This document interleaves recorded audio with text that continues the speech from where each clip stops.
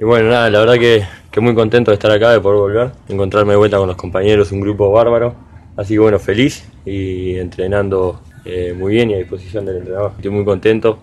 Venía de Lanús, que bueno, que por lo futbolístico no estaba muy contento, muy feliz. No con los compañeros, con la institución excelente, pero sí en lo futbolístico no me tocaba jugar y bueno, eso a uno no lo pone contento y acá se encuentra con hermanos casi, así que eso se pone contento. ¿Qué representa llegar a Olimpia de vuelta? Y mucho porque Olimpia a mí me dio mucho, me dio un nombre, me llevó a la selección, jugué una final de Libertadores, eso en la carrera de jugador es muy importante, así que estoy muy agradecido con el club. Sí, obvio, es una revancha y vengo a buscar el título que fue lo que yo dije cuando me fui, que me iba en el leve con eso, ¿no? Salir campeón es lo único que me falta y si lo puedo hacer con Olimpia sería espectacular. Sí, ahora probó y bueno, como decía vos, me siento muy bien, estoy muy cómodo, muy tranquilo y la verdad que físicamente yo vengo muy bien de Lanús, así que tranquilo, nomás perder la oportunidad. La única copa que le falta al Olimpia es la Sudamericana, la vamos a pelear como a muerte y vamos a tratar de ganarla y después el torneo local,